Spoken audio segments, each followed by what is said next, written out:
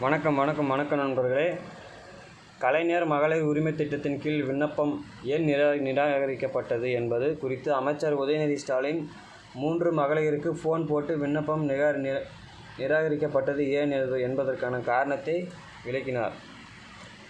கடந்த செப்டம்பர் 15ஆம் தேதி தமிழ்நாட்டில் முதல்வர் மு.க. ஸ்டாலின் கலைஞர் மகளிர் உரிமை தொகை திட்டம் தொடங்கி வைக்கப்பட்டது. இத்திட்டத்தின் படி மாதந்தோறும் தகுதியுள்ள குடும்ப தலைவிகளுக்கு ரூ.1000 வங்கிக் கணக்கில் வரவு வைக்கப்பட்டு வருகிறது. சுமார் 1 கோடி மகளிர் இந்த திட்டத்தின் கீழ் மாதம் ரூ.1000 வழங்கப்படுகிறது. இந்த திட்டத்தில் நிராகரிக்கப்பட்ட பெண்கள் மேல்முறையீடு செய்யலாம் என்று அறிவிக்கப்பட்டது. அதன்படி பலரும் விண்ணப்பித்தனர்.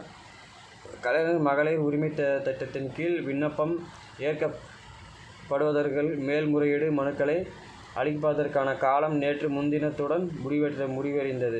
தமிழ்நாடு முழுவதுமிருந்து 11 லட்சம் மேல்முறையீடு மனுக்கள் பெறப்பட்டன.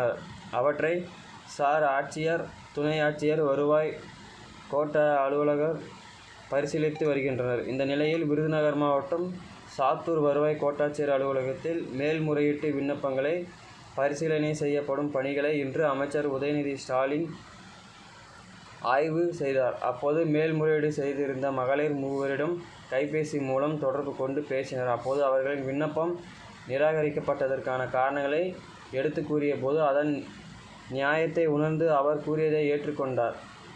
இந்த தகவலை உதயநிதி ஸ்டாலின் தனது எக்ஸ் பக்கத்தில் பதிவிட்டுள்ளார். அந்த பதிவில் உதயநிதி கலைஞர் மகளிர் உரிமை திட்டத்தின் விதிகளை பூர்த்தி செய்கிற ஒரு மகளிர் கூட விடுபடக்கூடாது என்ற அடிப்படையில் பணியாற்றிய அரசு அலுவலர்களை கேட்டுக்கொண்டார். முன்னதாக தமிழக அரசு மகளிர் உரிமை தொகை குறித்து மாதம் ஆய்வு செய்யப்படும் என்று அறிவித்தார். தகுதியற்றவர்கள் என்று தெரிந்தால் அவர்கள் பெயர் நீக்கப்படும் என்று அறிவித்தார். தமிழக அரசு வெளியிட்ட அரசாணையில் கூறியுள்ளது. குடும்ப தலைவிகளுக்கு மாதந்தோறும் 1000 வழங்கும் கலைஞர் மகளிர் உரிமை தொகை திட்டம் கடந்த செப்டம்பர் 15ஆம் தேதி தொடங்கப்பட்டது. இந்த திட்டத்தின் சுமார் 1.63 கோடி பேர் விண்ணப்பித்து இருந்தனர். அவர்களில் தகுதி வாய்ந்த 1,06,00,000 பேருக்கு மகளிர் உரிமை தொகை வழங்கப்பட்டது. இத்திட்டத்தின் ஒவ்வொரு மாதமும் இருப்பு தொடர்பான பதிவுகளை ஆய்வு செய்யப்படும். அதேபோல் சமூக பாதுகாப்பு திட்டத்தின் கீழ் ஓய்வூதிய தொடர்பான தகவல்கள், அமைப்பு சாரா தொழிலாளர் நல வாரிய தரவுகள், வருமான சான்று தொடர்பான தகவல்களை 4 சக்கர மற்றும் கனரக வாகனங்கள் பதிவு செய்யப்பட்டுள்ளதாகவும் உள்ளிட்டவை குறித்தும் ஆய்வு மேற்கொள்ளப்பட்டு வருகின்றது. காலாண்டுக்கு ஒரு முறை பொது விநியோக திட்டம் தொடர்பான தரவுகளை, சரக்கு மற்றும் சேவை வரி செலுத்தப்பட்ட விவரங்களை, நில உடைமை தொடர்பான தகவல்களை அரையாண்டு ஒரு முறை, தொழில் வரி செய்யப்பட்ட தரவுகள், மின்சாரம் பயன்பாட்டு தரவுகள் ஆகியவற்றை சரிபார்க்கவும். இதேபோல் வருமான வரி செலுத்தப்பட்ட மற்றும் தாக்கல் செய்யப்பட்ட தரவுகள், சொத்து வரி குறித்த தரவுகள் ஆண்டுதோறும் சரிபார்க்கப்படும்.